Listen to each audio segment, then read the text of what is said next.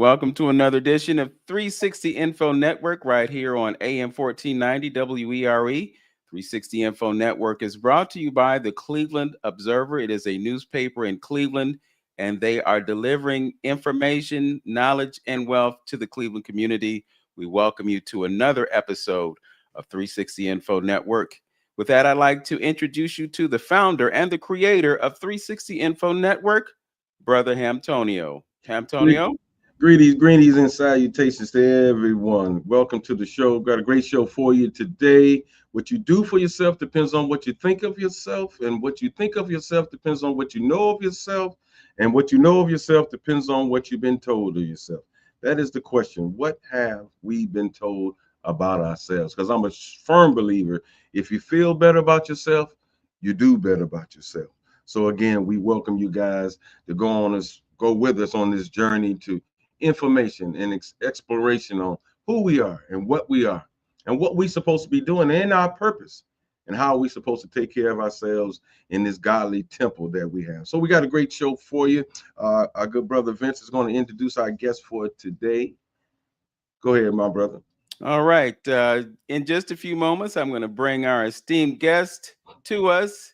He is an international brother. That's one of the things that I appreciate about him. It's really hard to put a label on him, and we're going to pull that out of him today somehow, some way. But he's one of those people that likes to be in the background and not necessarily in the foreground.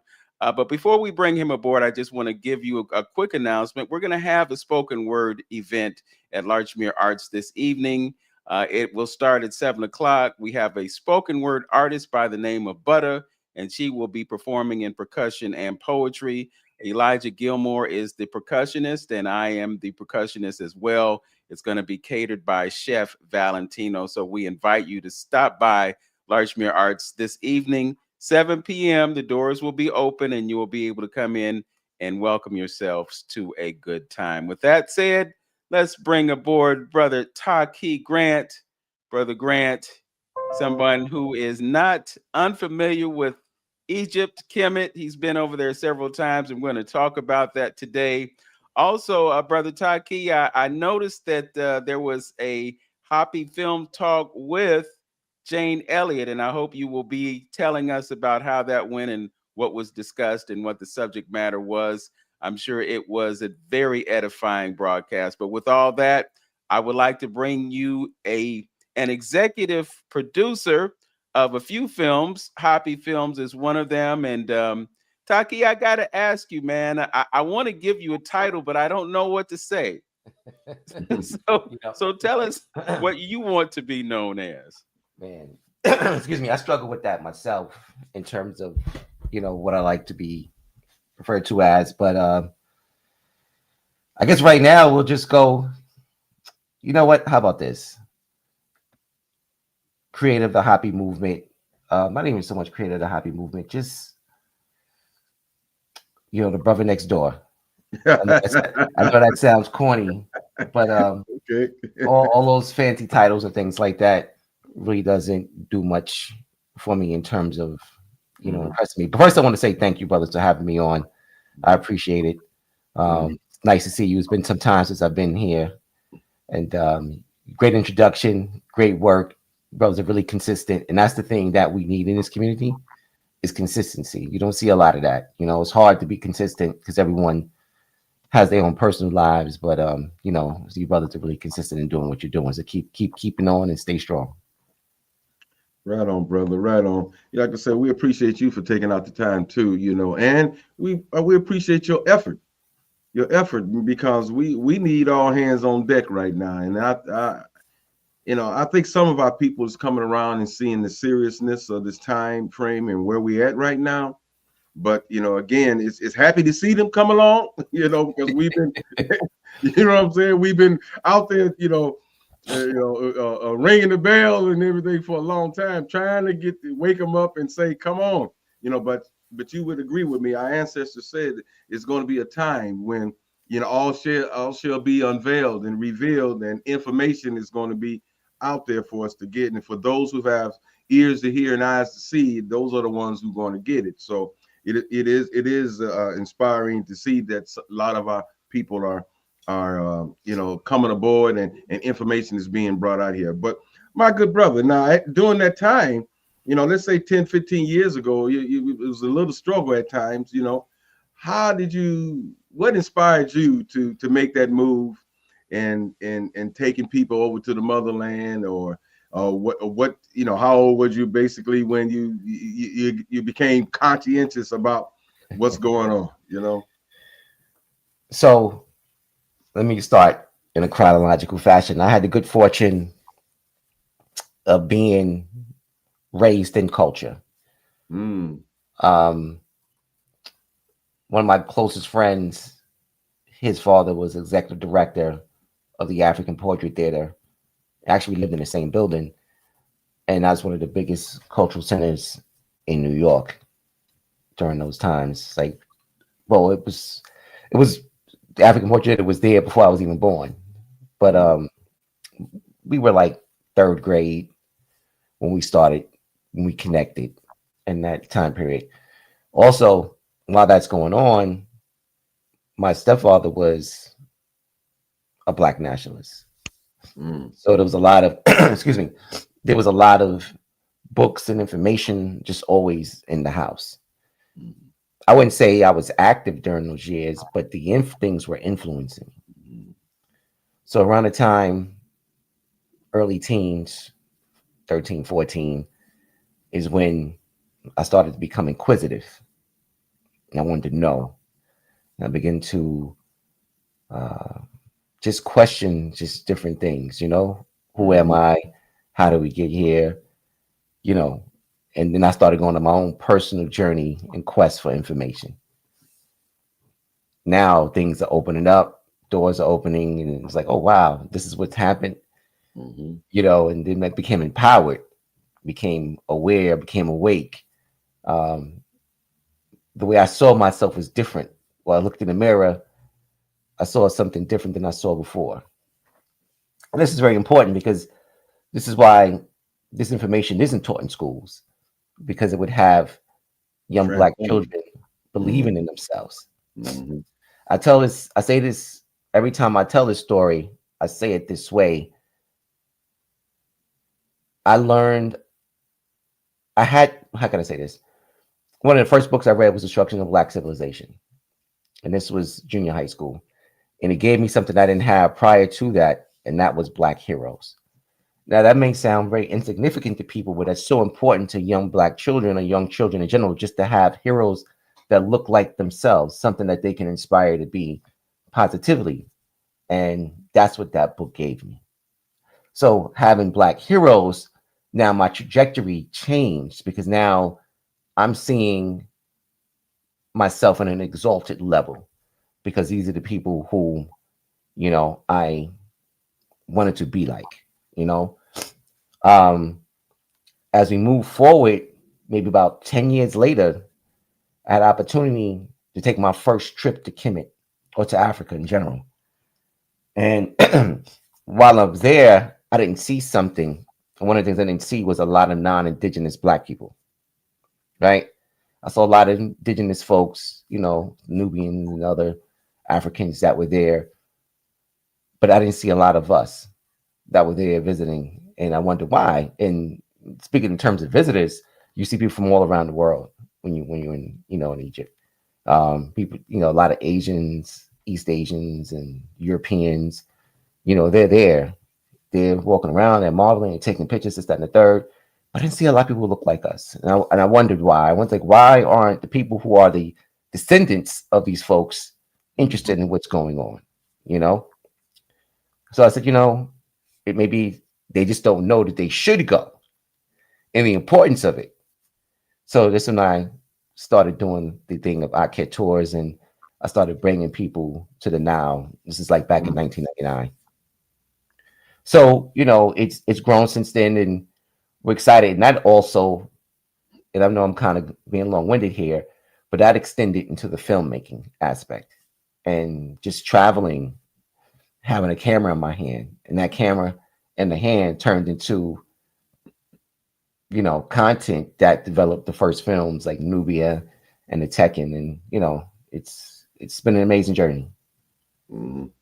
Yeah, you sound somewhat similar, and I can definitely relate to you, brother, because I had some influences in my life early on, and nationalists, and and the flags and all that 1960 thing that really inspired me, because then I started asking the question of why there wasn't no black presence in the Bible, why all the angels were white, why, so those questions, then you start, my father always talked about history and some of the great things that black folks have done, Harlem Hellfighters, all the soldiers in Civil War and Korean and all the Tuskegee Airmen. And I was learning all those things and listening to those things. And I was wondering why those stories were not being told, so that piqued my curiosity as well, and set me on my journey. Now you talking way back in 1999 there, brother, that you taking folks over to Egypt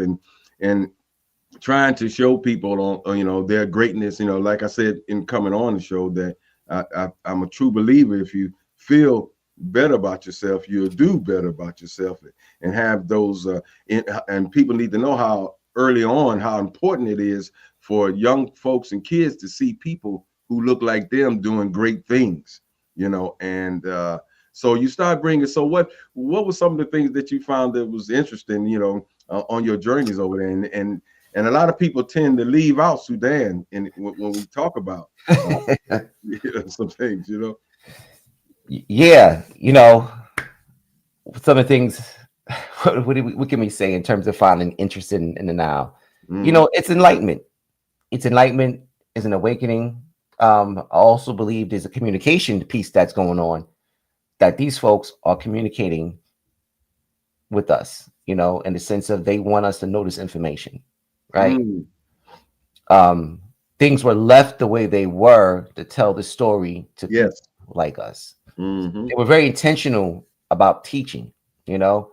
And we talked a minute about inspiration in terms of how Chancellor Williams' book inspired me to do certain things.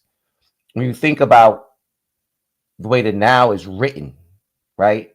And I'm saying it this way because what you see in terms of what they call the statues and the Metanetia or the hieroglyphics, the temples, the pyramids, all that is an aspect of written culture, right?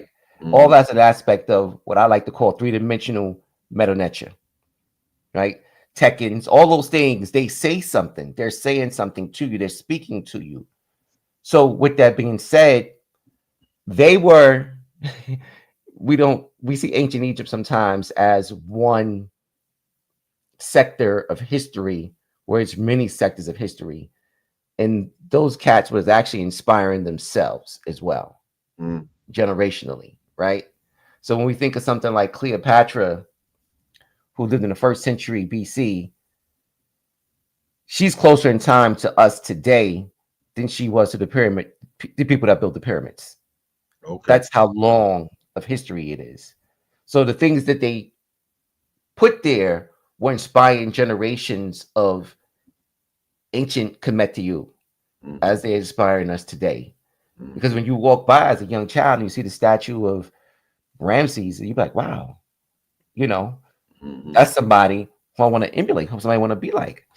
A lot of the kings saw themselves following the footsteps or emulating previous leaders. Mm-hmm.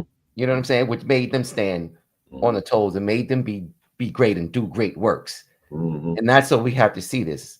So Mm-hmm. one of the things that just going there and bringing people come back transformed. It's a transformative experience when you're there in the now, whether it's Egypt, Sudan, you're there, you're seeing all these great things. You're like, wow, it makes you put your life in perspective and say, what can I do? Like, how can I build my pyramid? Like, how can we achieve these great works? And that's to me one of the biggest things. The communication, obviously, the inspiration goes along with that.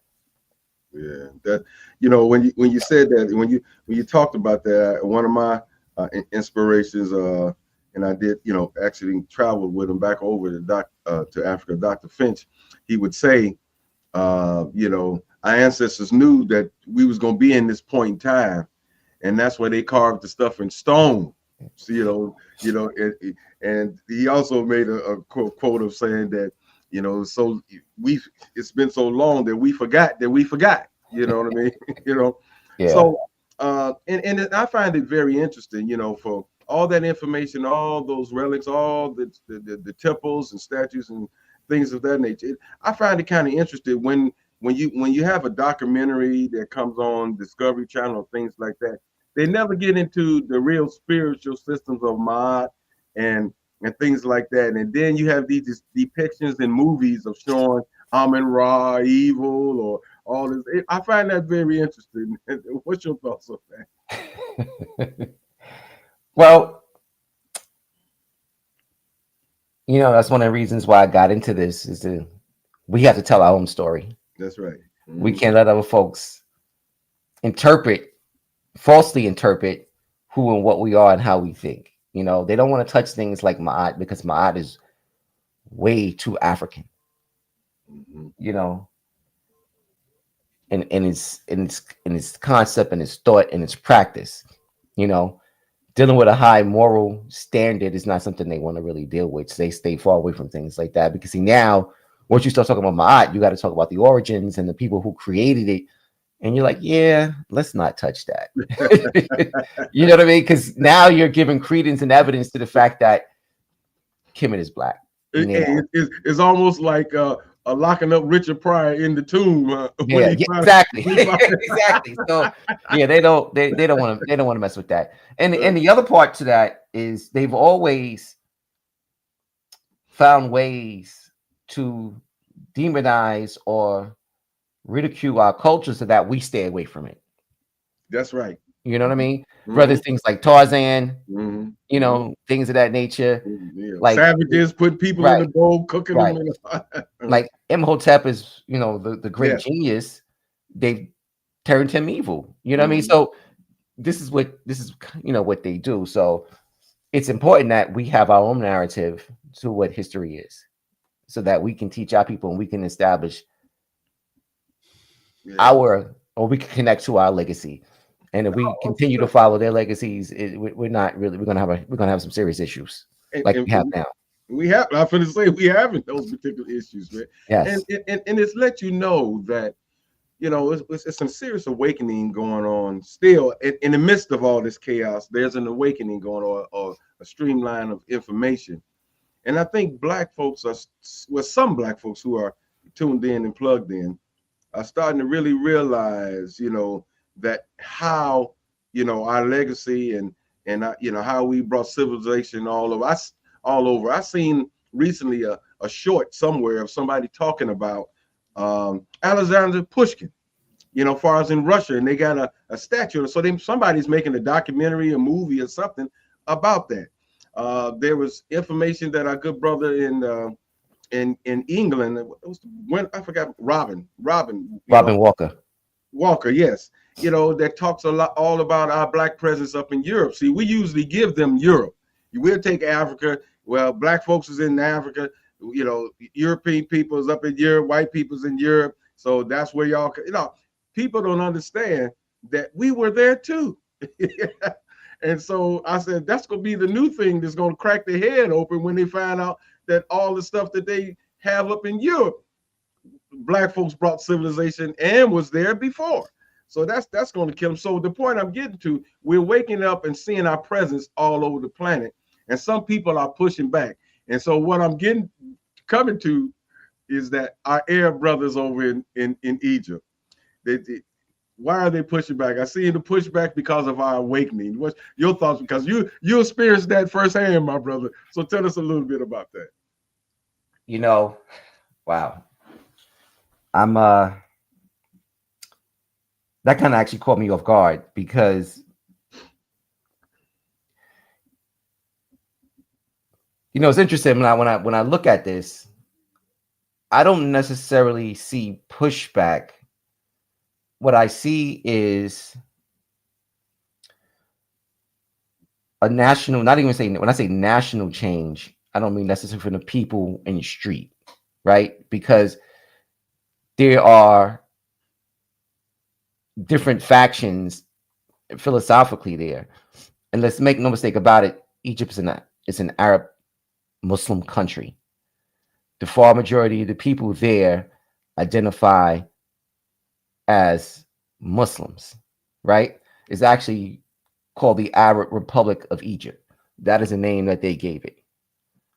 Everything about it is Arab.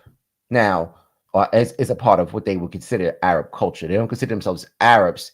Arabs are like people in the Gulf, Saudi Arabia, Kuwait, Iraq. Those are people they consider ethnically Arabs, right? People in Egypt, the Bedouins, they may consider themselves descendants of the Arabs, the early Arabs that came there, or Turks and things like that.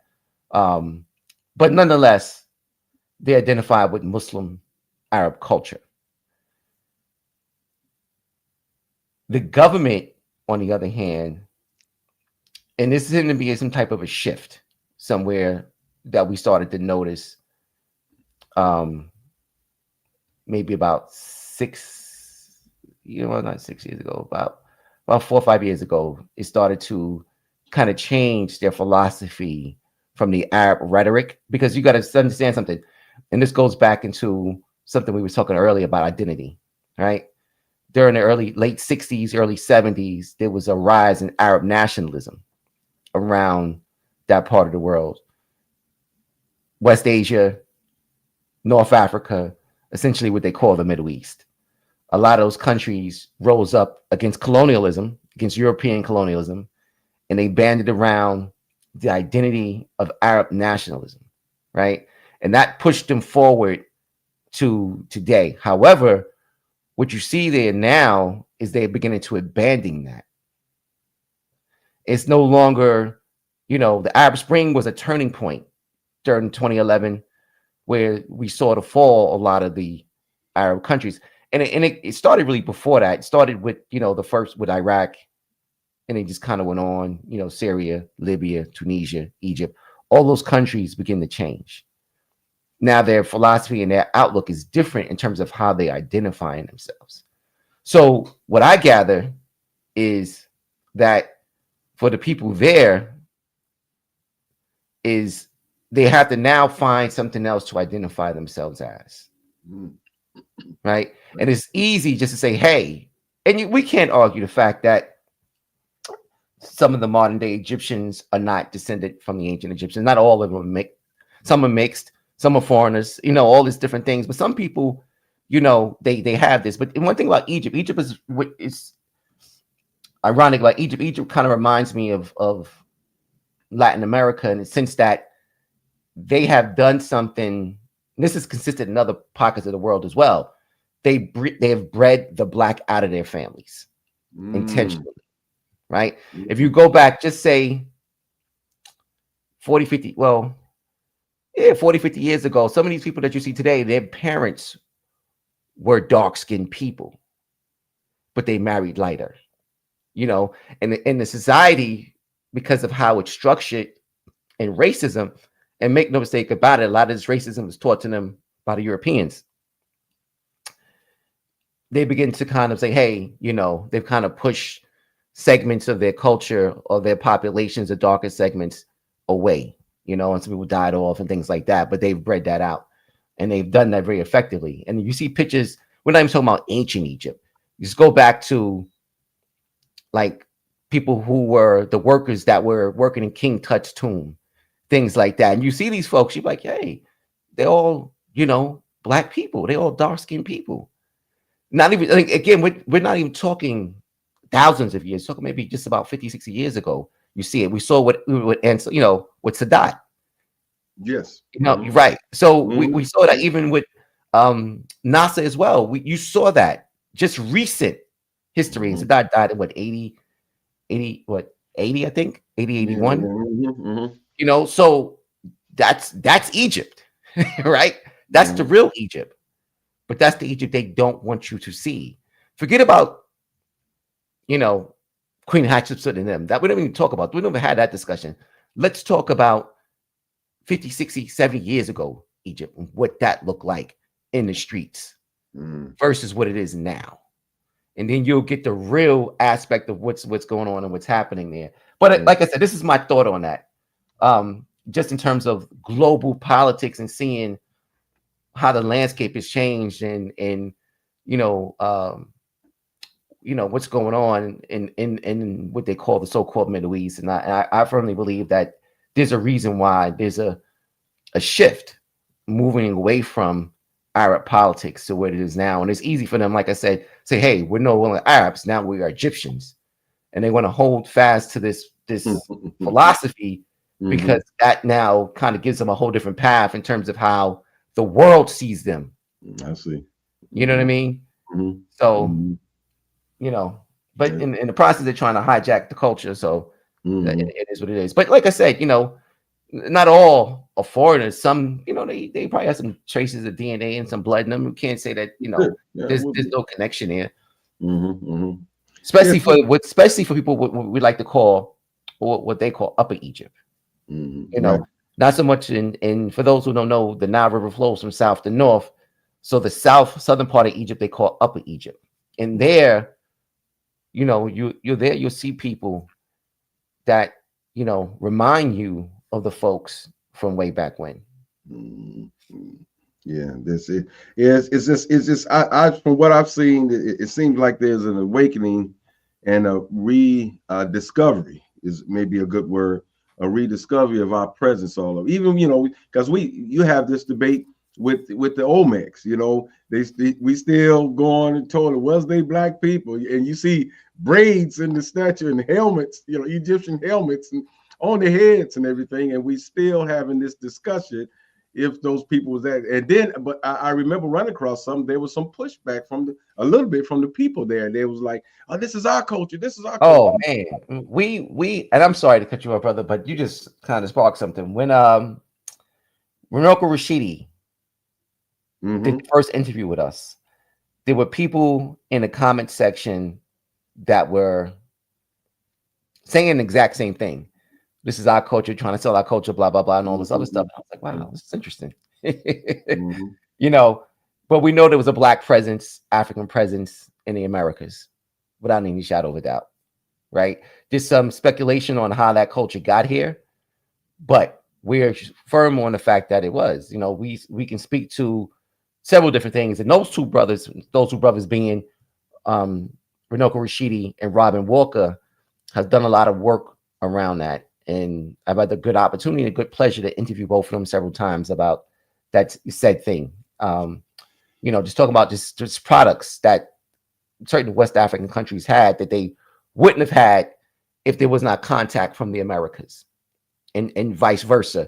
Columbus speaks of it in his memoirs and his diaries about the people speaking of, the Africans that gave them certain things. You know what I mean? So we know that they were there. We have the historical data of Abu Bakari from Mali, who took the journey, 200 ships from the great Mali Empire at that time and journeyed to the West. The Moors also had great insight and knowledge of and navigation, so there's a lot of things that we have historical that kind of points to the fact that, yes, Africans were here.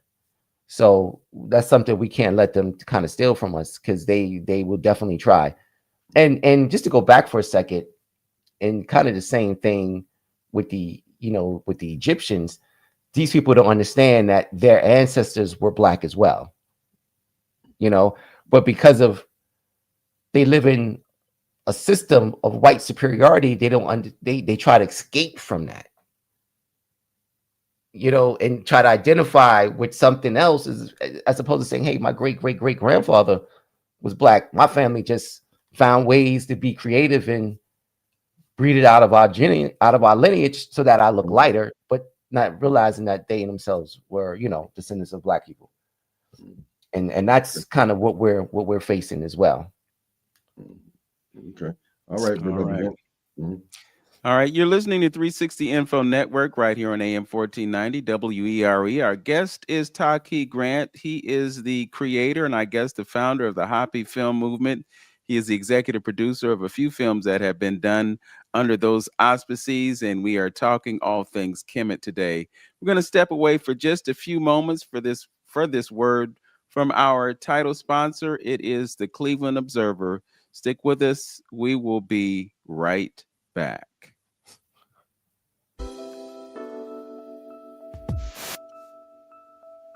Cleveland has stories worth telling and voices that deserve to be heard.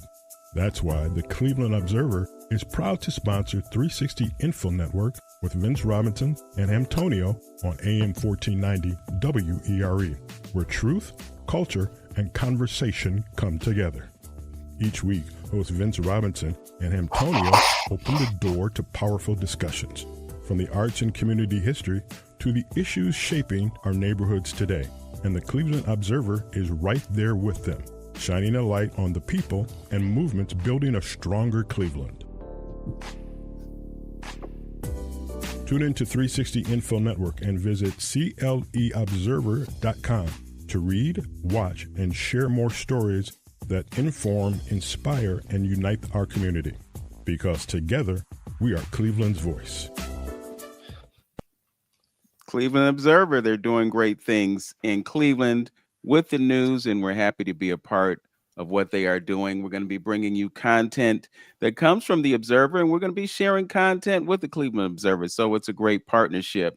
Want to reintroduce you to Taaqiy Grant. Brother Grant is a veteran of trips across the water to the place that we call Kemet, that the Greeks appropriated and renamed Egypt. And so now we talk about Egypt, and we talk about Horus and Isis and Osiris. You know, Brother Taaqiy, it really grates my nerves sometimes to hear some of our scholars use the Greek names for our beloved, but it's just part of the scheme. I wanted to ask you, about this change in narrative. I'm one of those people who has embraced AI, and I have been on with GPT a few times, just to ask about this person that we call Jesus. And when I ask about who he is or who he was, they describe Jesus as a Palestinian, which really doesn't make sense to me. I mean, it seems like they're going out of their way to say that he wasn't a black man. But when you look at Kemet, it's about land of the blacks. When you talk about Sudan, when you talk about Nubia, it's black people. When you talk about Ethiopia, it's black people. And all of a sudden we want to characterize somebody as Palestinian, of course, which has political implications today. But I would assume that the Palestine of yesterday is not the Palestine of today. And you talked about the narrative. Brother Antonio talked about forgetting, and I think the real critical issue is that we don't remember who we are. So for those who make that journey, that transformative journey to the land of Kemet, what should they be getting out of that experience? What do they see? How does it resonate with them? What does it create in them in terms of a new awareness of identity? So, there's a couple connectors here. One, when they take that journey, they're looking into a mirror. They got to see the now, or they will see the now and see themselves reflected in the history.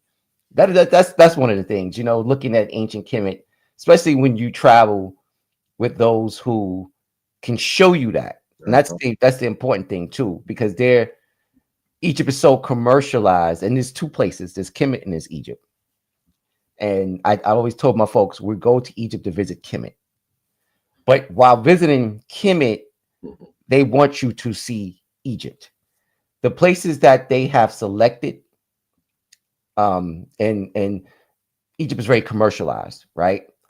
But the places that they feature for tourists to visit, in most cases, are places that will have you questioning who the ancient Egyptians were.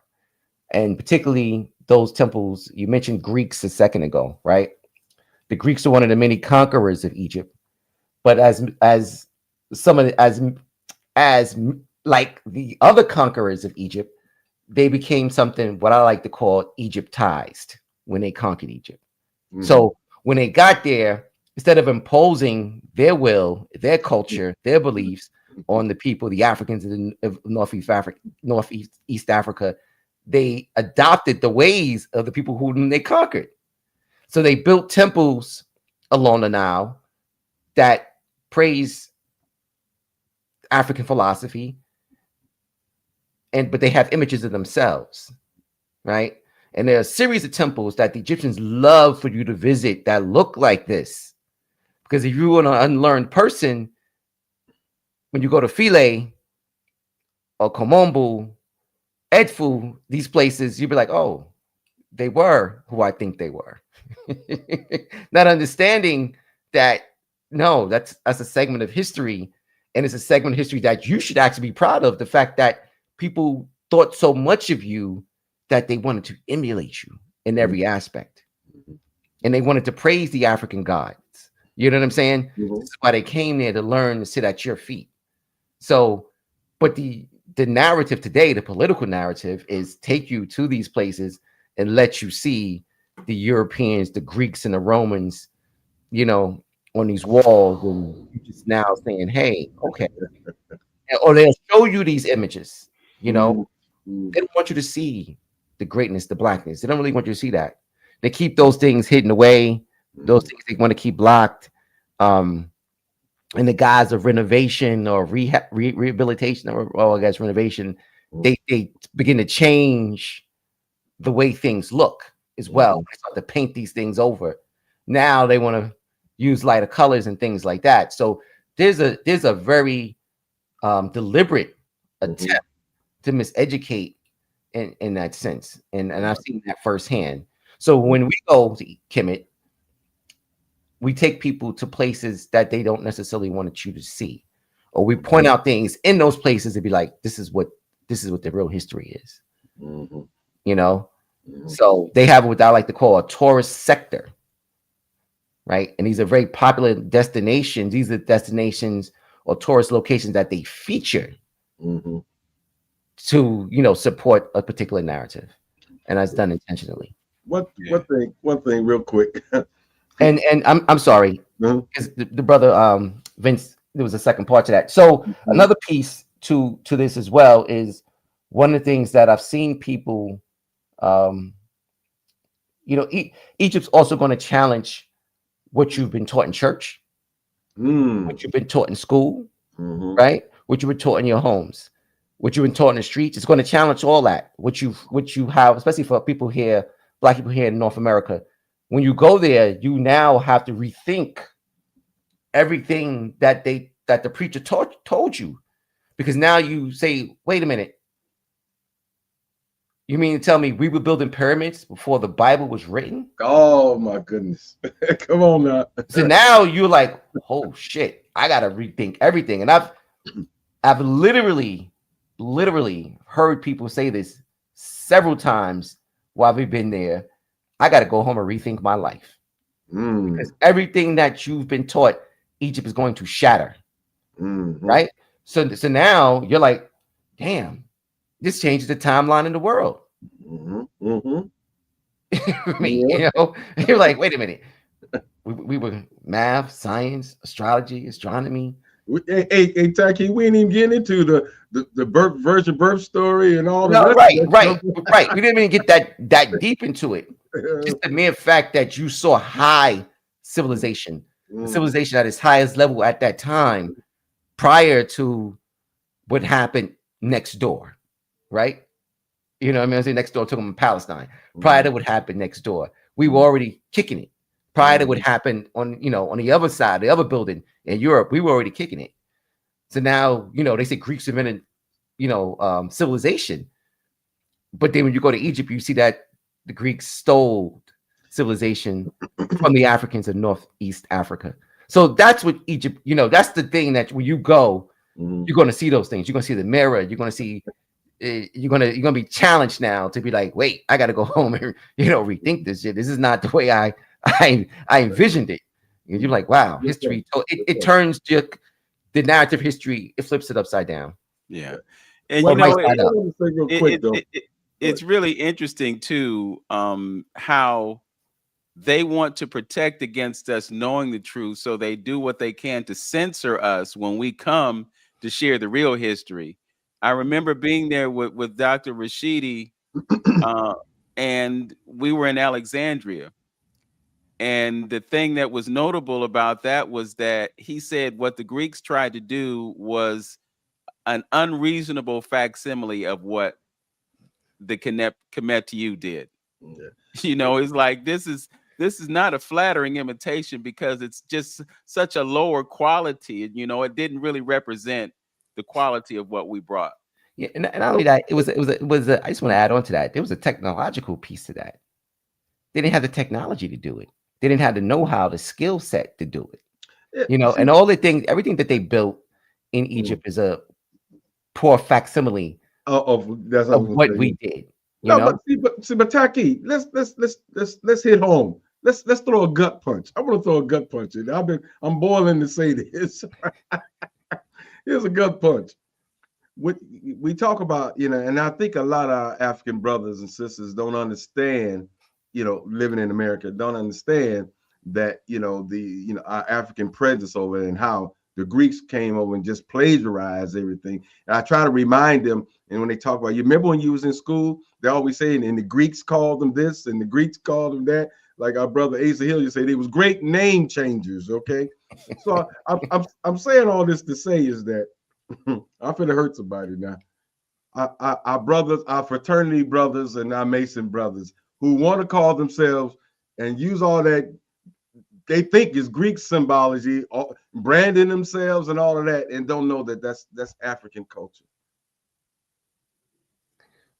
Right. So, you know,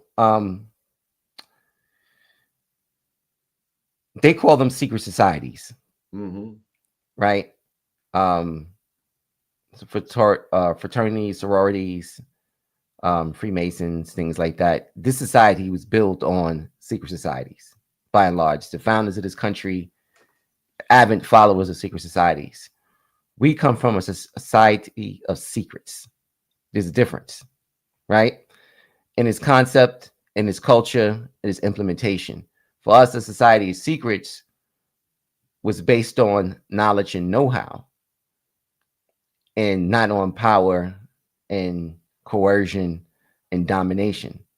You know, our society of secrets there's a reason why we don't know how they built pyramids today. There's a reason why we don't know how they were able to carve and decorate tombs 100 feet in the ground with no electricity. You know, there's a reason why we don't know how they extracted and erected Tekkens weighing 100 some odd tons. We don't know how they did these things. To this day, we still can't positively say how they did any of this. We just don't know, because ancient Kemet was governed by a society of secrets. And society of secrets is you actually doing the real work internally to be a part of these different, I'm gonna say, for lack of a better word, organizations. You know, you had to do real internal work. You had to be initiated in certain crafts, certain guilds to understand this process. The temples were designed based on a society of secrets. The people, the commoners, were only able to go inside the open courtyards. Beyond that, you had to be learned or have degrees to go further inside the temple where deeper conversations are being held. So yes, they emulated us in that aspect as well. And we're back to this emulation or facsimile again with the Greeks, but again, or just Europeans in general. But you see, it was a poor representation of what we're doing, because while we're doing it, we have God connected to what we're doing. And we're doing what we like to call God's work, in the sense that we're creating or bringing about generational change. We're creating legacies. We're erecting spirituality, things of that nature. And that was the purpose of our society of secrets.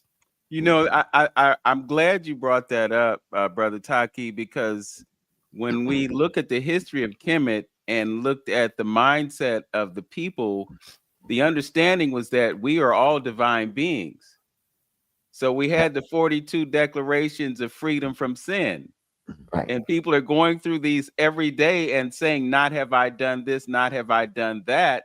And because they spent time in meditation, They had this spiritual basis for their existence. They were able to do things that we still don't understand to this day.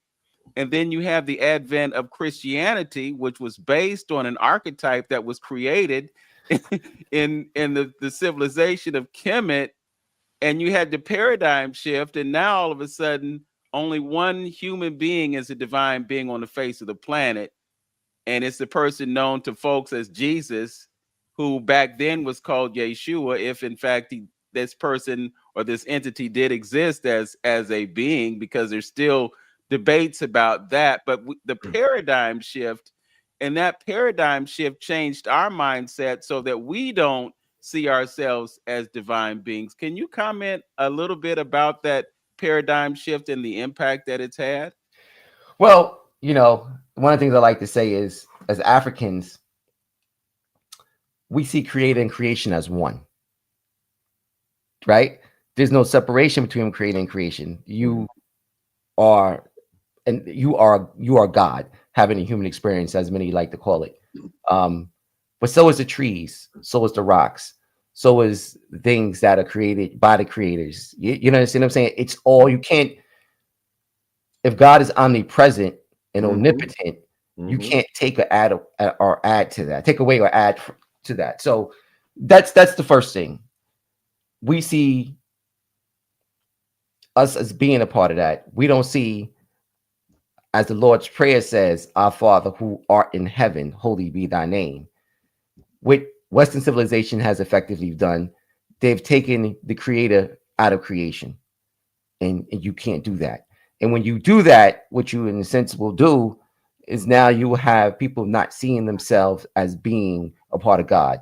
Now, which is interesting, because the Bible actually says in several verses, even Jesus said it himself, you are gods. Right. Right. Psalm 82. Right. And John's well, we see it in Psalms, but we also see it in the New Testament, in John. John's 10. Right. So you see it there. So the teaching is there. The messianic teachings, or whatever you want to call it, it's there. There's a truth there, especially in John.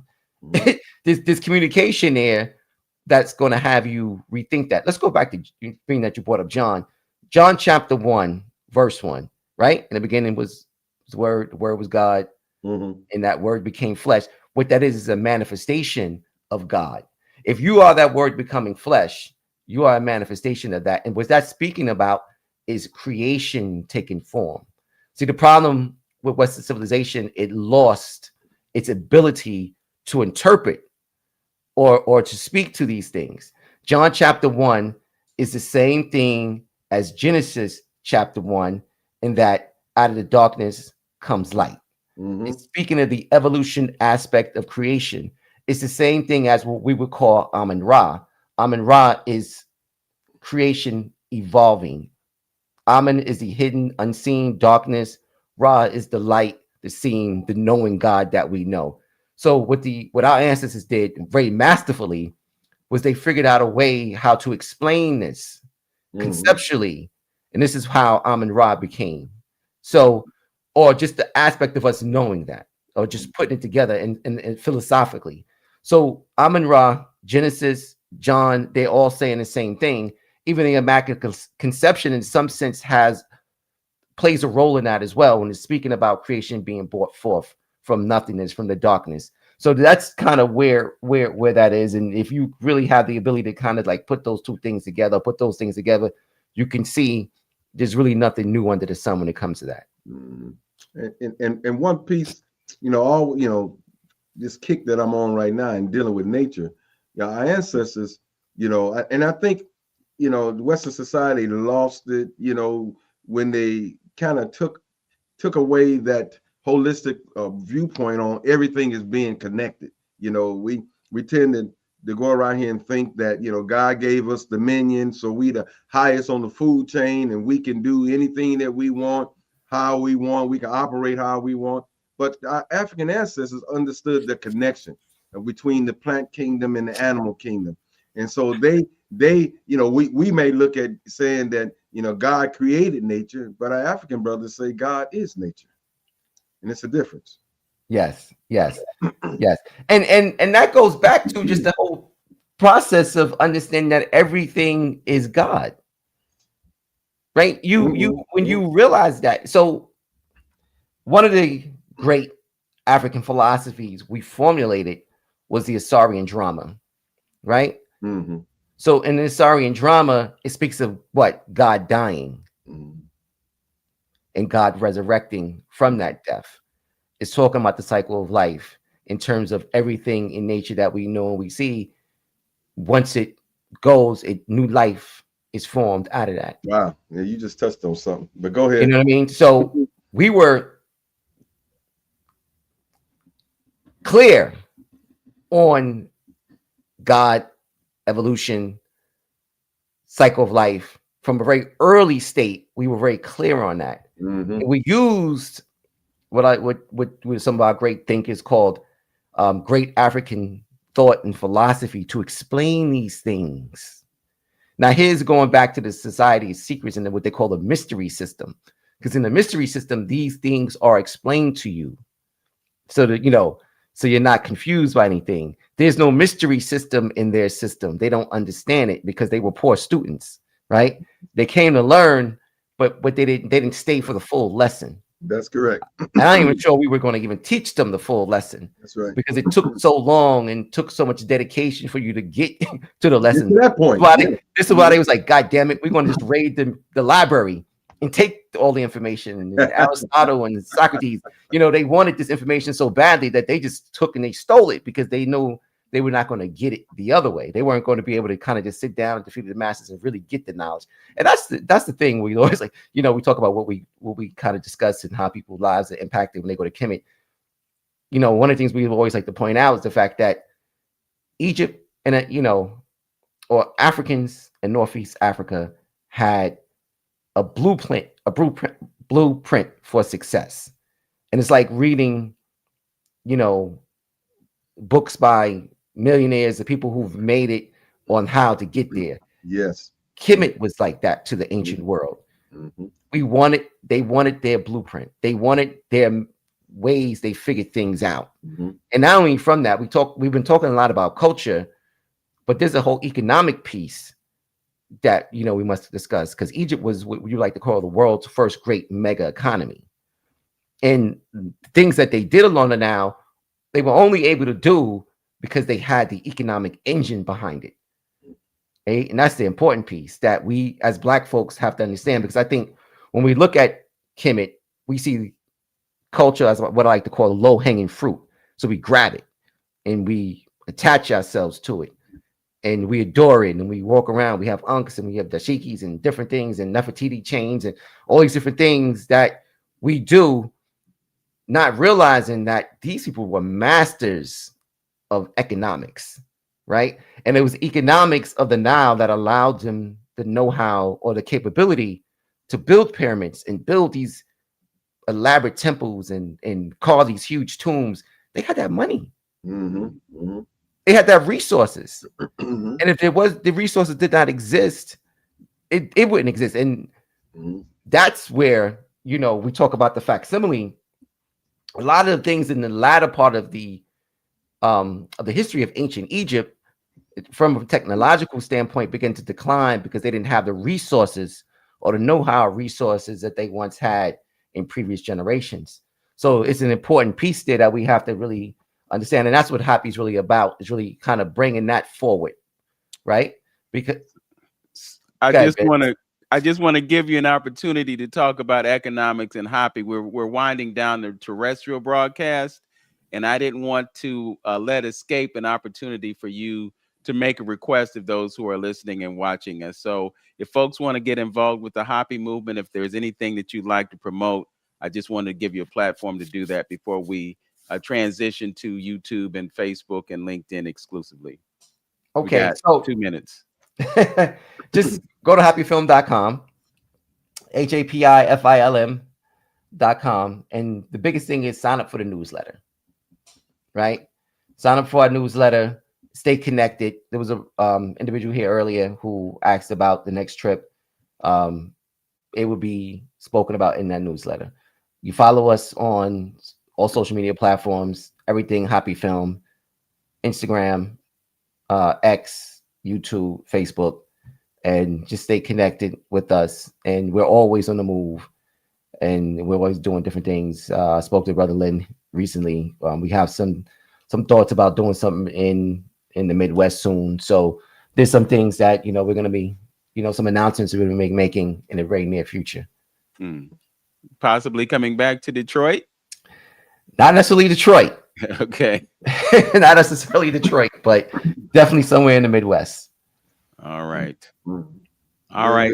We're going to be transitioning over to YouTube, Facebook, and LinkedIn momentarily. But before we go, Brother Antonio, anything you want to share with the audience before you make your transition? Yeah, I'm going to leave you two guys in a minute. Unfortunately, we lost a couple of good people. A lot of souls are transitioning around this time. So I'm running. That's why you see me on the tie today. I'm running out to a funeral of a good brother that left us. But again, this knowledge is power, as always, and I truly believe, again, in what I'm on right now. If you want to know God and get closer to God, study nature, and God will reveal itself to you by studying nature, and it will bring forth a lot of understandings. Go out and get a book, get Wayne Chandler's book, Ancient Future, or get the Kabbalah.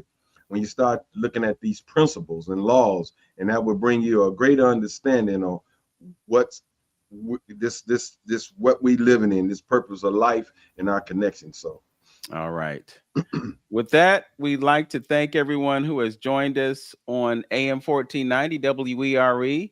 This has been 360 Info Network. Our guest is Brother Taaqiy Grant, and we're going to continue our conversation with him. Also, just want to remind you that we do have YouTube channels, so you can go to The Journey with Antonio, and you can follow his content on that platform. You can also go to YouTube and visit my YouTube channel, and that is Vince Robinson. Thank you to our engineer, Tone Harley. He is invaluable in terms of being able to bring this broadcast to you. And most of all, thank you to you for tuning in. Join us on Facebook and YouTube momentarily. As always, know yourself, love yourself, be yourself. Make today your absolute best day. Peace, y'all. Peace. All right. All we right. are with Taaqiy Grant and Brother Antonio. Our condolences to you and the family of those who are affected, and we'll see you next week. All right. Peace, my brother. Thank you again, Brother Taaqiy.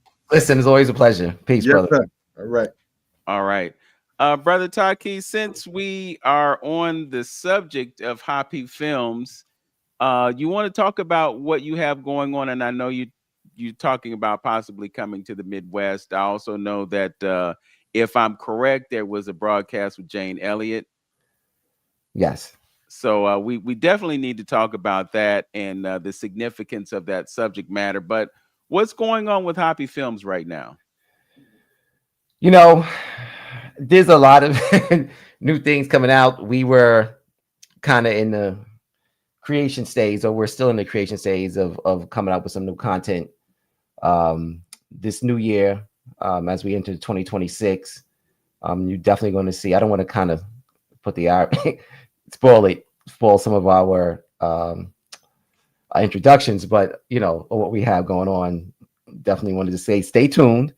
People stay connected, because that's the biggest thing. When we think of Hapi is a connector, right? Mm-hmm. The whole origin or just emphasis of Hapi is staying connected. We think of the communication we talked about earlier of what Hapi communicates.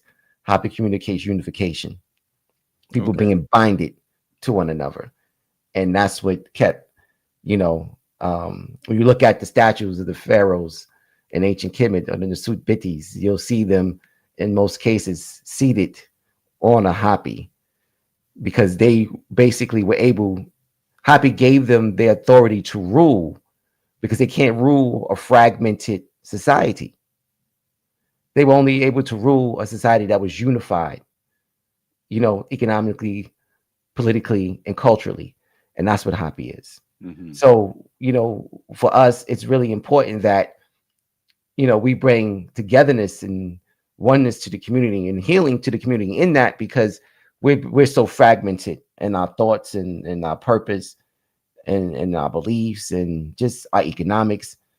This is the most fragmented community in the world. When I say community, the by and large, the Black community here in America, but even the so-called conscious community is so fragmented, so many different fragmentations of that.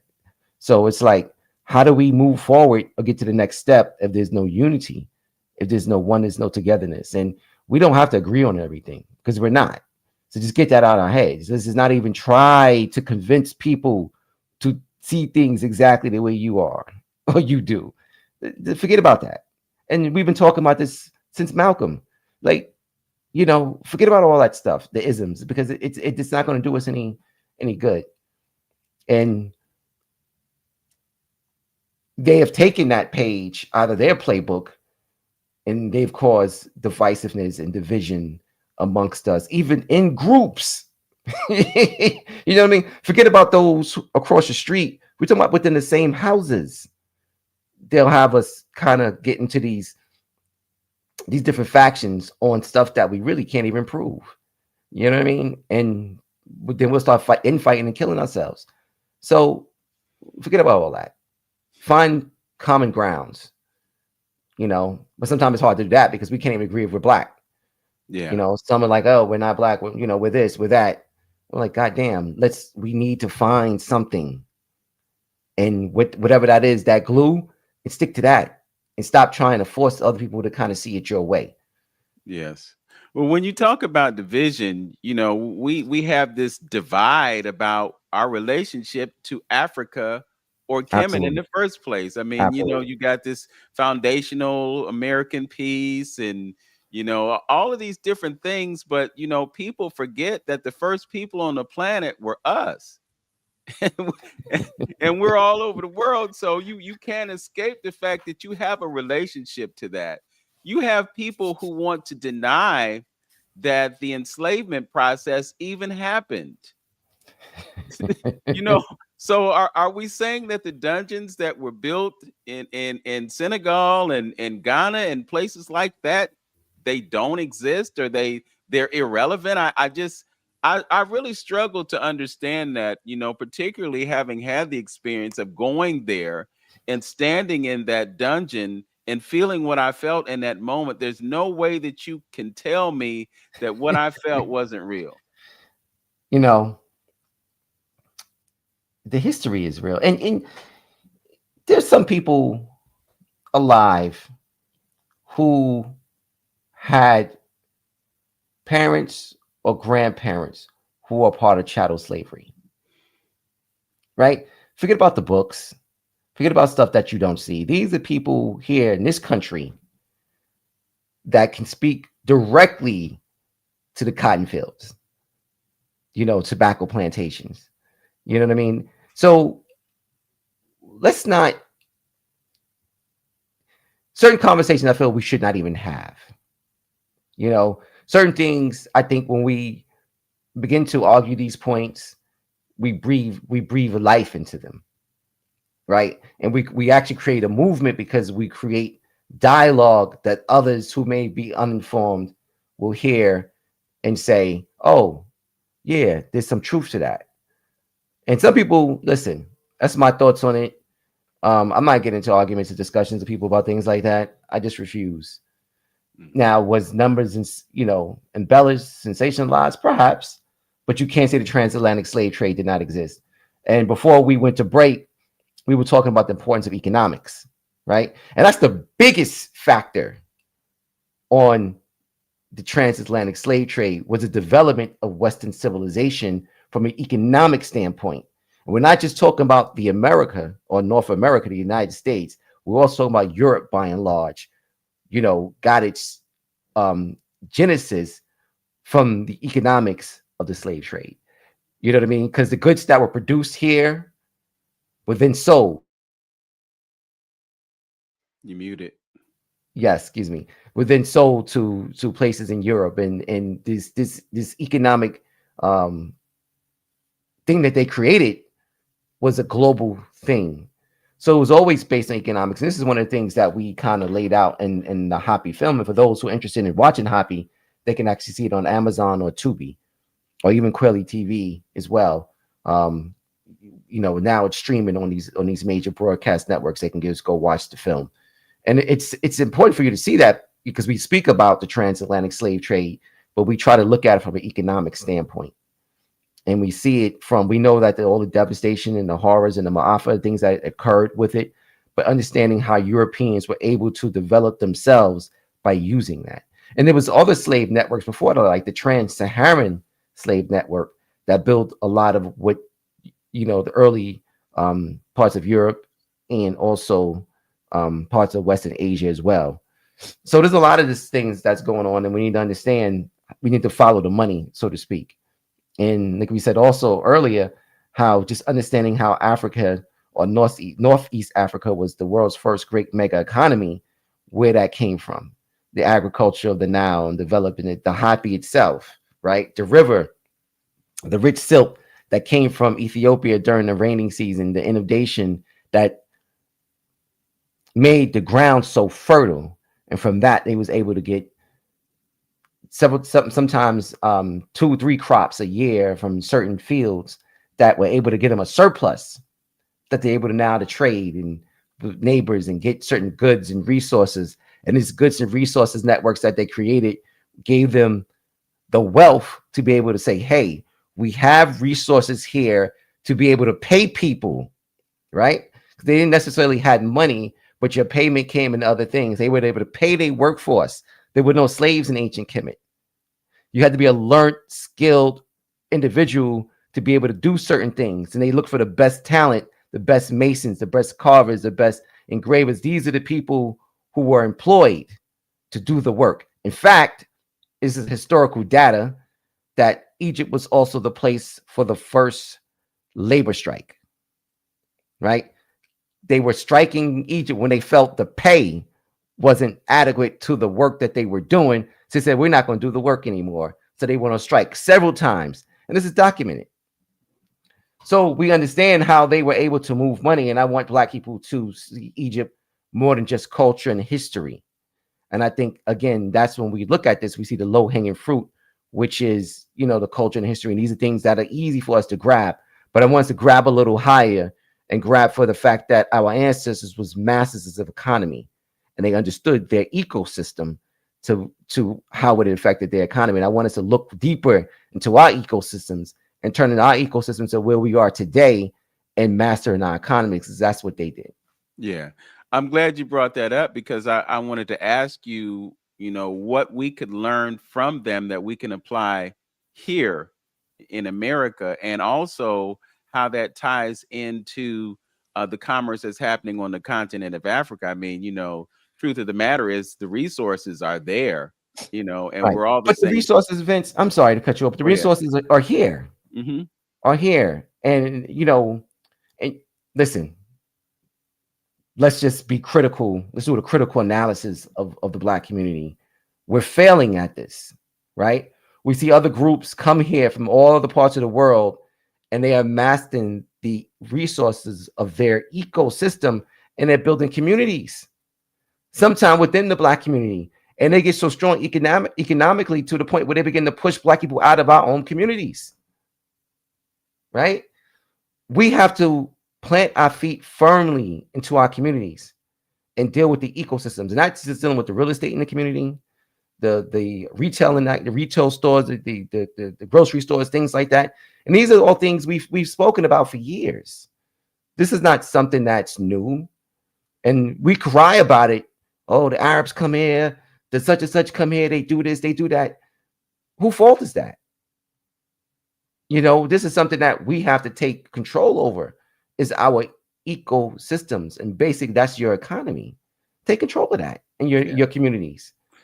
Well, I think we have a crisis of consumerism. Oh, that's part of it. That's part of it. But listen, I give you, so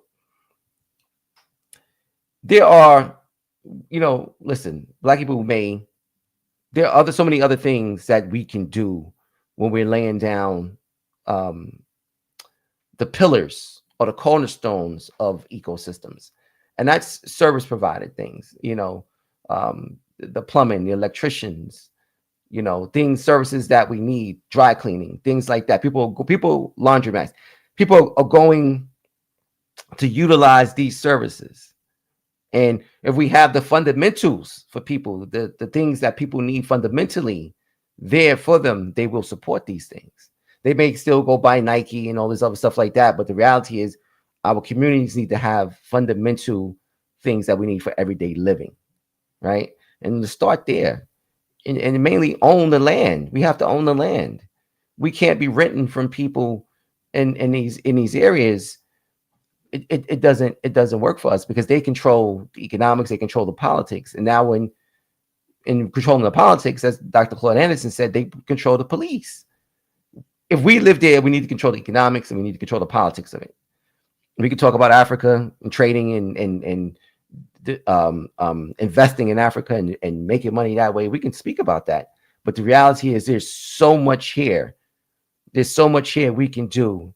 And for some reason, Black people, and we've done it in some cases. I'm not saying we haven't done it. We haven't done it very lately, but we need to understand. We need to get back to where we once was, where we were, and understanding the importance of community in every form. Well, it's that paradigm of the susu.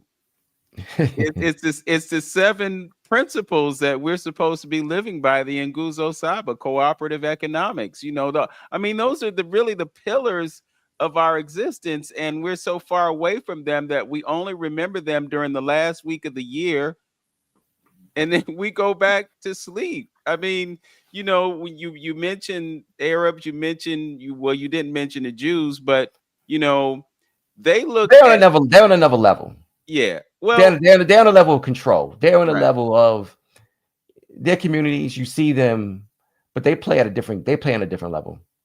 So the example has been given. If you got families and everybody just kicks in $500 a month, at the end of the year, you have a massive amount of capital that you can use to purchase real estate.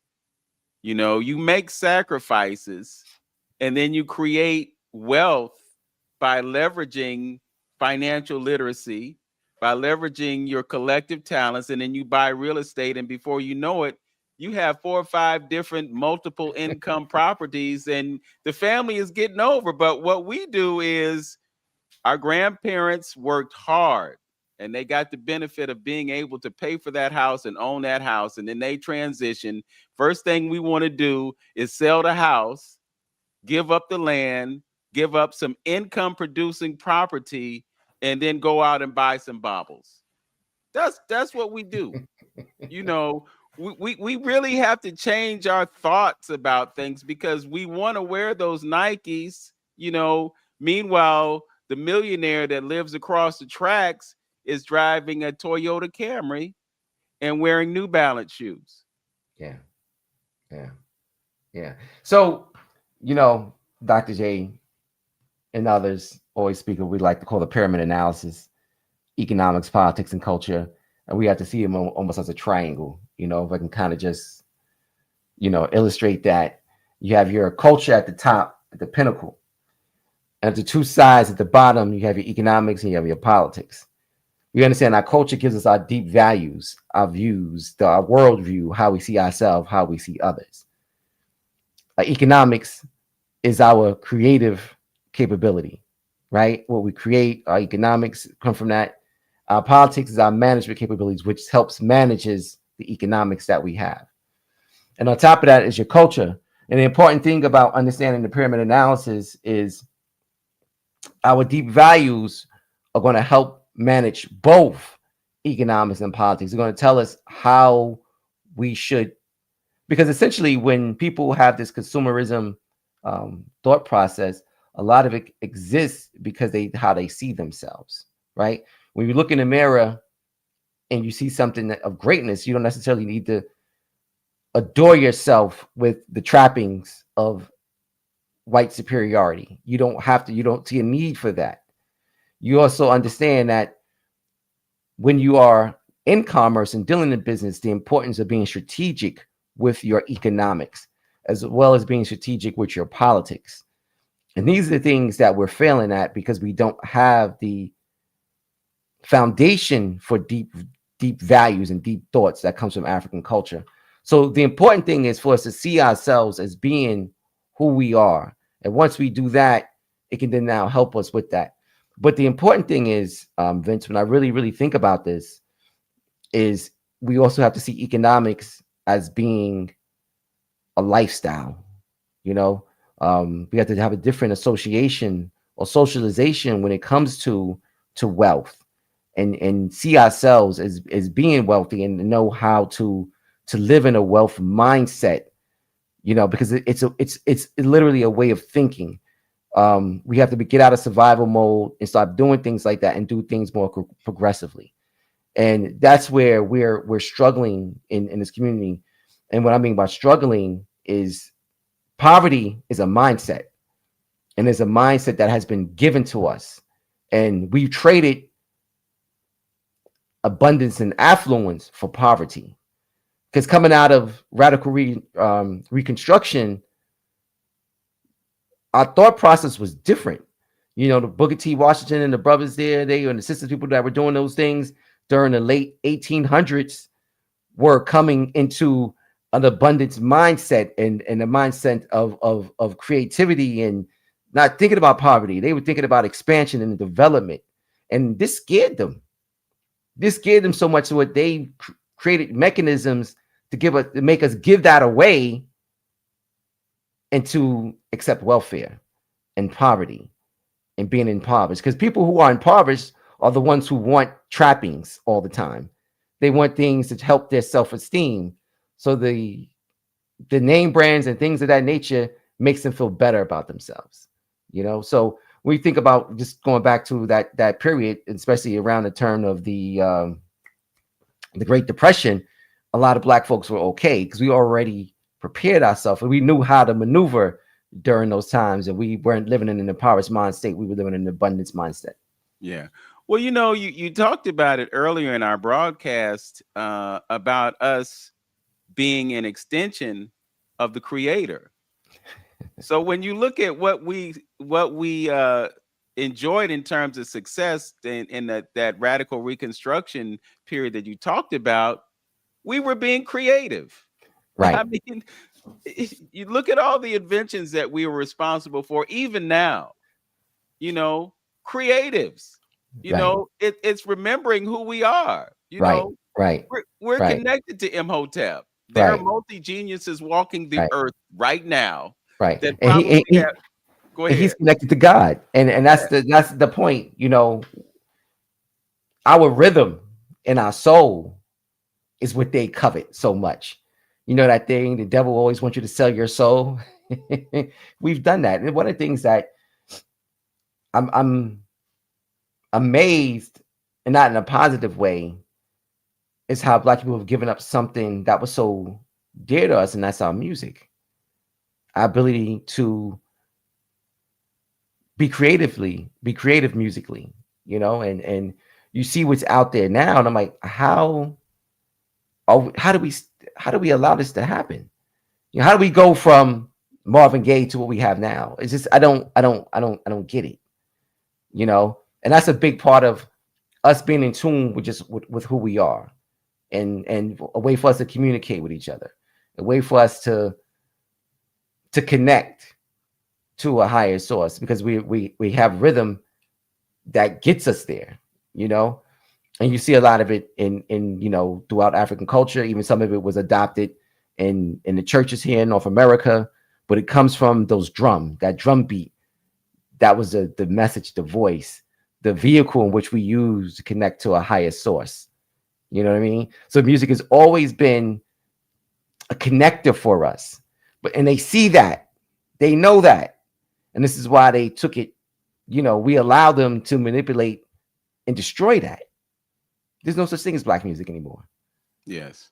Well, And that's and I'm sorry, but it also speaks to the fact that where we are in our community in terms of men and women relationships, right? There was a time where the music was created and it spoke about us being connected, spoke about being in love, and we didn't have the discussions and conversations we're having today because, you know, we had a vehicle that connected us together, and it just doesn't exist anymore. yeah. Well, I'm just in this moment, I'm thinking about a song that Valerie Simpson wrote, "Ain't No Mountain High Enough." You know, and you think about the level of love that exists in that statement. Right. You know, when you think Right. about that song and think about the things that we were singing about and writing about back then, but you also talked about that paradigm shift from a mentality of abundance to a mentality of scarcity. And Right. that mentality of scarcity has been the one that has been used to control and manipulate us ever since they created the Federal Reserve Bank back in 1913. Absolutely. You know, Absolutely. when you look at this whole idea of minimum wage or just wages in Right. general, you know, wages are just an extension of enslavement. Yes. You know, and when you look at the degree to which things are being inflated in terms of prices and whatnot, and you don't raise wages to be commensurate with that increase in inflation, you're creating a paradigm that there's no escape from. Right. And while we look at this, we're seeing this massive transfer of wealth. We're looking at the World Economic Forum saying you will own nothing and be happy. And we're seeing the paradigm shift go from ownership to subscription. So everything is subscription based. They've sold all the iPhones that they can sell you. So now they'll sell you a phone that you got to subscribe to services to use. So they're just creating additional revenue streams. And we're just sitting on the sidelines, counting our dollars and doing what we can to meet our debt and enjoy these toys that they give us. Listen, I can't say it any better than that. So yeah, no, that's what this is, and it's equally, or it's double, it's even more exaggerated, if I will, in our community because we have very little to play with. Some of those people, they're living in the same paradigm we are, but they may have a little more resources. Now imagine everything you just laid out, people that live in the projects, right? Because some people working and they may have a little money to enjoy a little bit of toys, but let's take that same scenario and let's drop it on people that are getting government subsidies in some ways and other things, and they're trying to do it. But that spirit of scarcity is something that they do have the whole world under, and particularly it impacts us even more. And we have to get out of that. We have to stop seeing ourselves just as consumers and stop seeing ourselves just as people getting by, and see ourselves as creators and want to create enterprises and develop things that we know we can. And it's interesting when we look at the economics, when we really look at it, there's so many different things that people can do to change their environment economically. And you mentioned susus earlier, right? You started to get into it, and it was something that we did back in the days. It's something that continental Africans and Caribbeans still do to this day. But I realized that African Americans were doing it, and it's a great way to help you develop economic systems within a system, right? And it's something we need to get back to, something we need to do, but it takes a lot of trust to do this. And a lot of times as Black Americans, we don't trust each other enough to want to collude and work with each other in that type of way. Yeah. But that's important. We did things like we have rent parties and, like fish fries and things like that, things that we would take $5 and make it 500. We knew how to do things that create wealth for ourselves. And we need to get back to doing those types of things, because that helps with your overall outlook on it. And you don't have a spirit of scarcity anymore. Now you're living in abundance, because now you're like, okay, you have different multiple streams and you're looking at ways to develop that. And once you get your finances together, then you say, hey, we're going to get this property and get some retail or rental property, things like that. And, just keep developing that economic thing going forward. Yes. I wanted to give you an opportunity to talk about the Hapi film talk that was facilitated. I believe Felicia may have facilitated that, and just wanted to shout her out because she did jump in. I sent her a link. She's welcome to join us if she wants to. I understand it's Saturday, and perhaps the bonnet is still on, or we're not camera ready yet. But I just wanted to give you an opportunity to talk about that, why it happened, and what it was all about. You know, um, Miss Elliott is someone who we've been trying to interview for years. Just weren't able to kind of put that together. And like you said, I wasn't a part of that discussion, but she spoke about several things. An interview was up on the Happy YouTube page for those who want to see it. But one of the things we spoke about in the discussion was just understand where we are today and the mindset of European descendants. She spoke about the human race, everyone being one race, and these different constructs of how we see ourselves was created.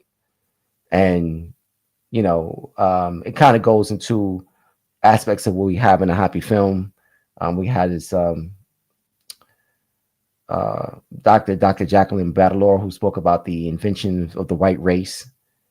And there's some interesting conversations around that, especially when you think about where we are today and the parallels between now and to a time prior to the American Revolution and the first American Revolution, I should say, and that was initiated by a man named Nathaniel Bacon, who got all the poor people together who were being exploited by the king of England at that time.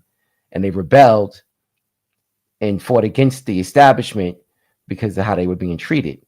And this wasn't just poor blacks, this is poor blacks, poor whites, natives. They all banded together and had the first American Revolution. Out of this came the invention of whiteness, and it came the creation of white people calling themselves white. Because prior to that, although people that had European ancestry or descent from Europe called themselves by where they came from. But after that, they banded together, or no, the system said, hey, you're all different than those other folks. And they divided poor people to make one poor sector feel that they were greater than the other poor sector, so they would never again come together and fight the system. That's what's going on today. You see a lot of, right? With this MAGA movement, it's the same thing. I think it was LBJ who said it, made the comment.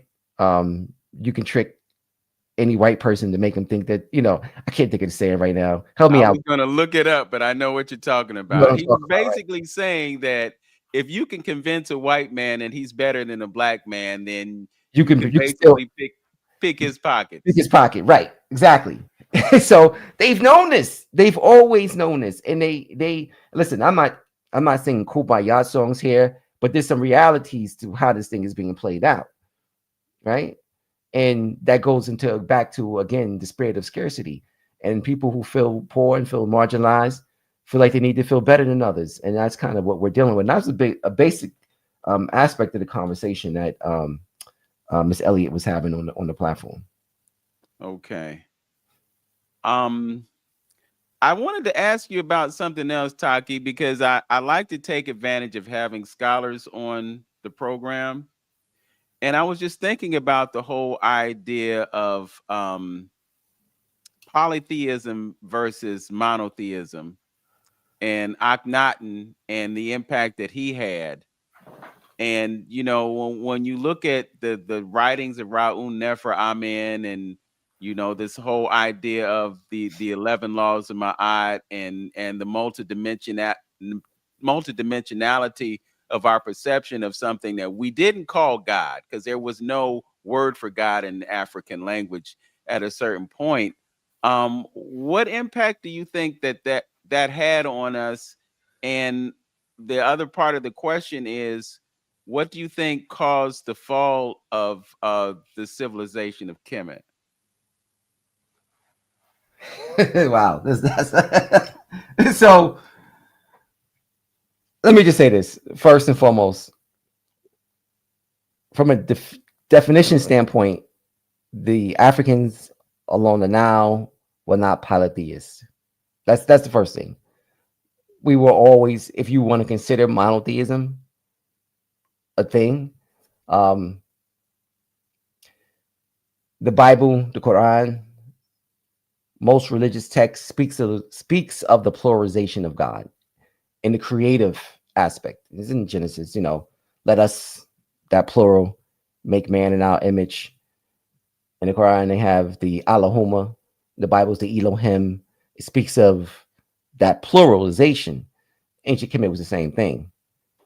In my father's house, there's many mansions. So when we speak of God, they spoke of God in the sense of having manifested itself differently from how they were able to rationalize and understand it.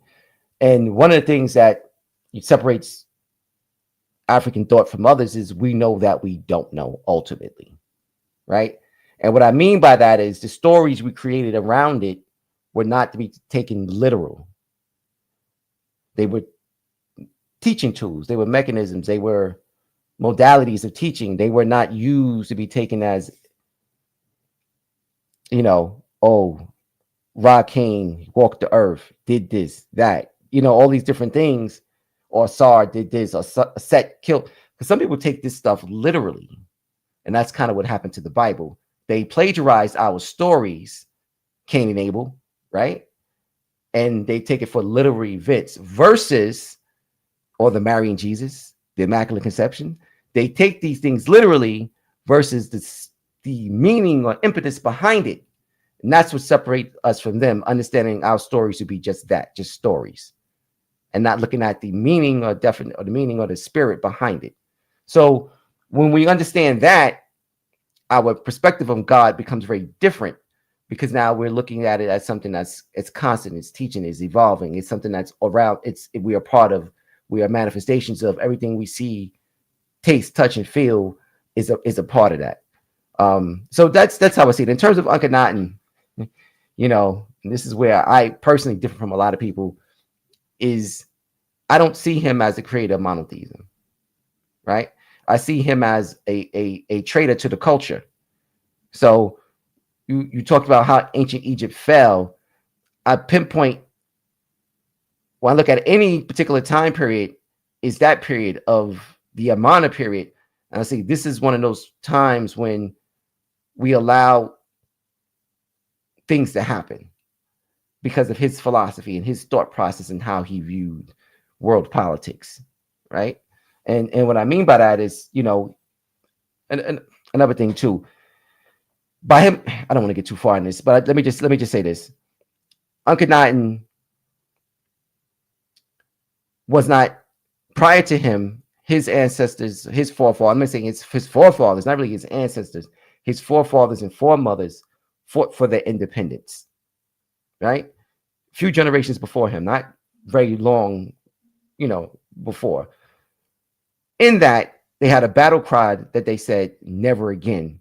Never again would they allow foreigners to come and occupy their land and rape their women and do the things that they were doing to them. So they had a philosophy and a policy of expansion during this period. The neighboring countries. This is what they would call the imperial age. When he comes around during the middle or towards the end of the 18th dynasty, or what they call the New Kingdom, he doesn't want to do this anymore. He feels that these ways of doing things are wrong. So he begins to start to turn away from what his forefathers had set up in these other lands.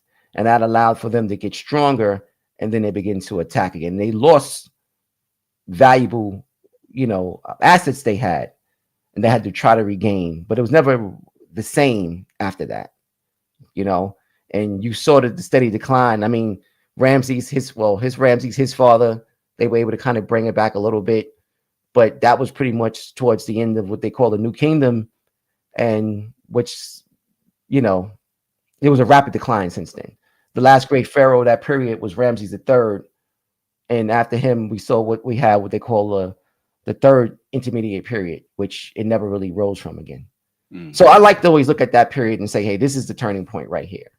This is the point where he didn't understand what his forefathers were doing and why it was so important, because they realized that the world had changed. They realized that they could not just sit back and just worry about themselves and build pyramids and things like that, because there was so many other nations that were emerging. They were becoming very aggressive. So they said, hey, if we don't change our philosophy globally, we're going to be in trouble. They also had to change the way they saw war. And one of the things that they did, they began to adopt different types of war tactics that they weren't necessarily doing before that, because they were by and large farmers. They would build, people did, when most of the building took place during the inundations, during the flood season, because everyone there was no crops for you to plant. There was no, there was no plants to be reaped or sold and things like that. So at this time, people who were on their farms, they went and they were part of these great building projects, right? So, but that was during that period.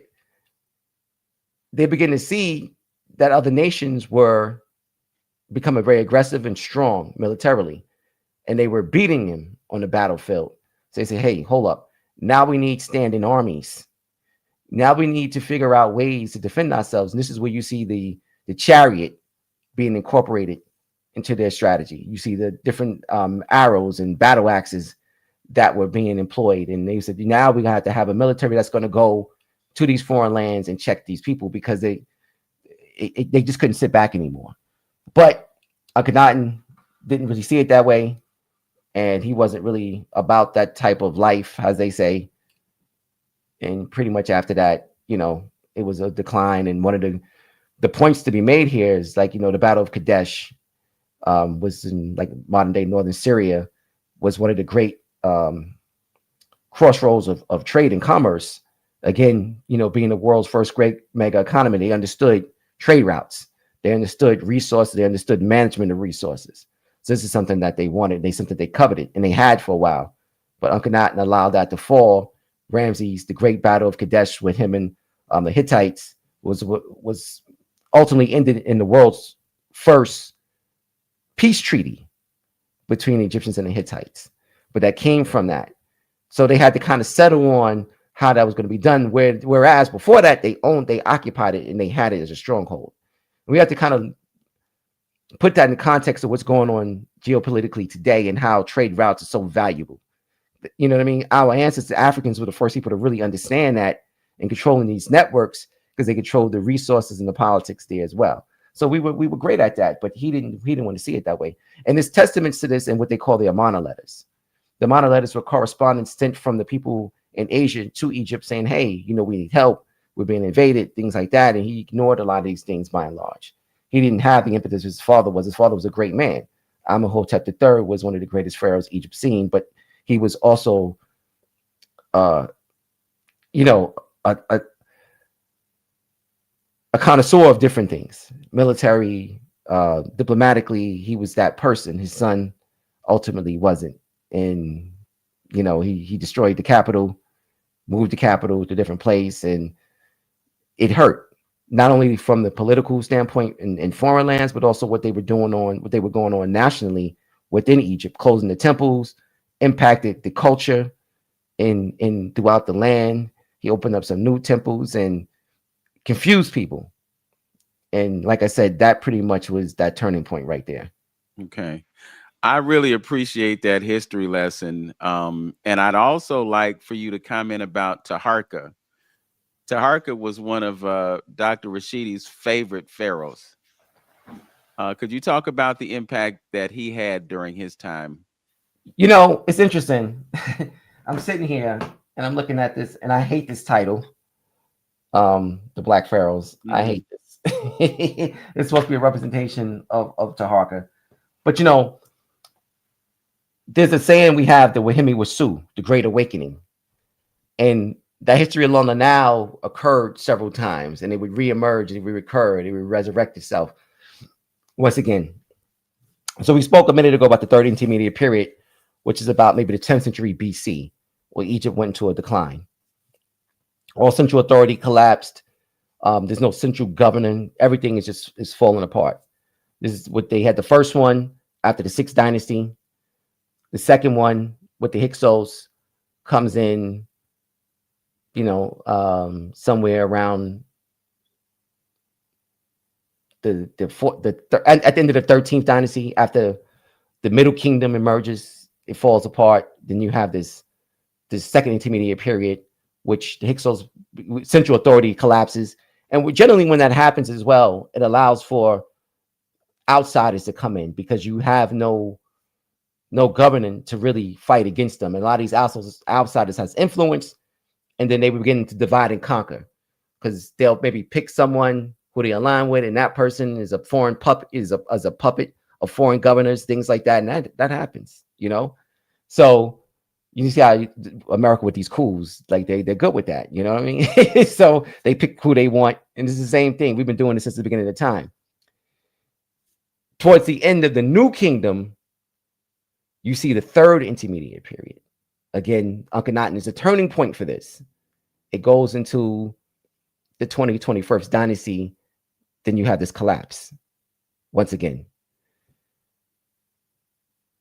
Ushering the new age are the so-called Nubians from the south that bring about what I like to call what Van Sertima says in they came before Columbus, the last of the Sun Kings, right?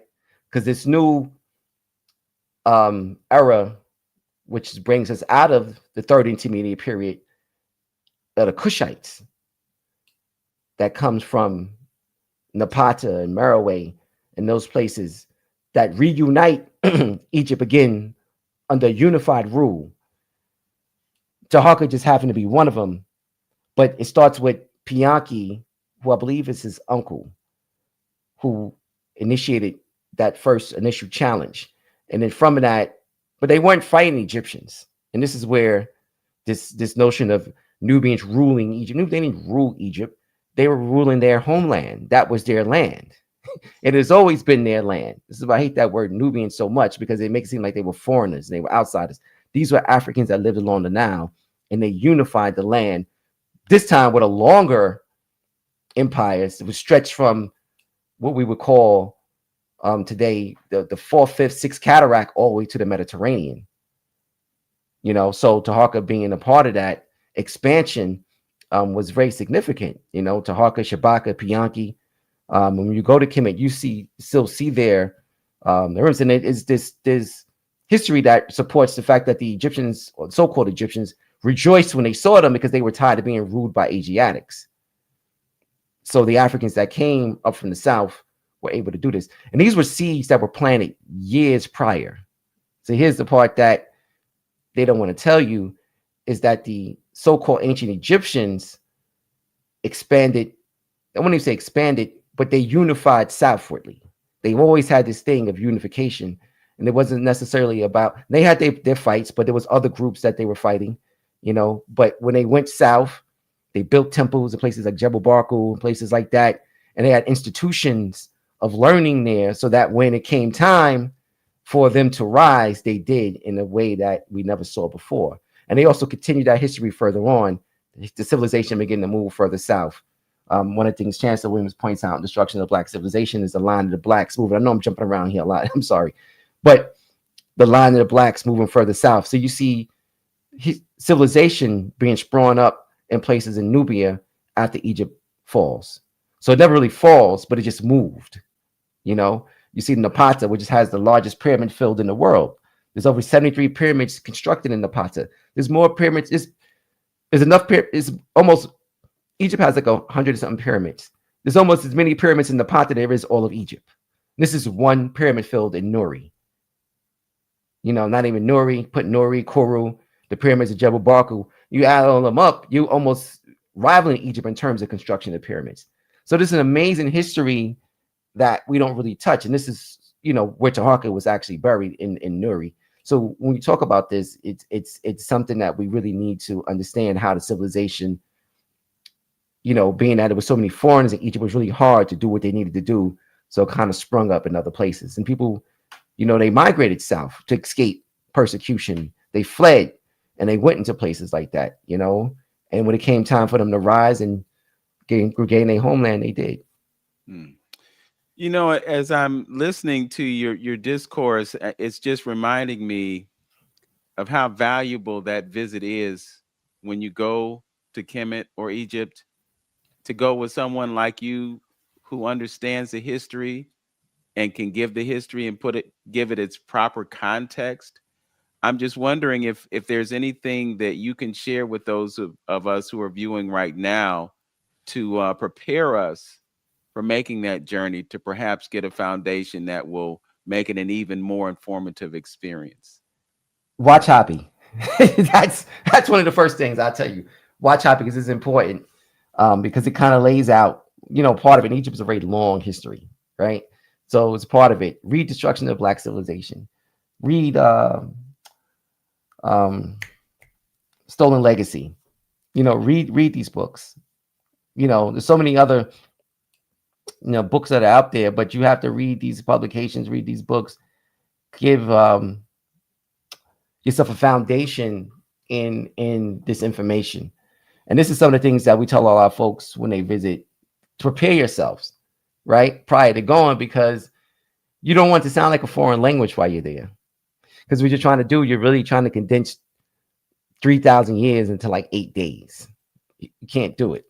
So it's going to be moving rapidly. It's going to be a lot of things going to be said very quickly. And after a while, you may start getting lost and everything looks the same to you. You're like, the one we just hit yesterday? And you're like, no, it's a whole different temple. But when you have a foundation of information, you receive it differently and you process differently. So it's like, oh, okay, I'm with you. I can follow along in this. So prepare yourself. If you're going to visit Kemet in Egypt, please, like I said, watch Happy, read books. So many books out there that you can read, that's going to help you. African Origins of Civilization, all these different books are put together for you to open your eyes. Watch programs like yours, watch Happy Talks. All these things really going to help you really prepare yourself for that. And these are the things that really kind of help us along. Yeah. Well, it's interesting when we talk about history. We learn so little about ourselves. I remember as a child being in a classroom, looking through the book and saying, "Where are we at?" Because I wasn't seeing us. And so looking back at 15 years in higher education, 16, 17 years in higher education, and just realizing how little we learned about history, it just behooves us to take it upon ourselves to learn it on our own, because the system is not going to give it to us. So I want to applaud you for creating the platform that allows us to share this interesting information, this history that we have to know about, because the only way that we can know ourselves is to know our history. So I want to thank you. Is there anything that you would like to share with us before we conclude our broadcast? Like I said, stay connected.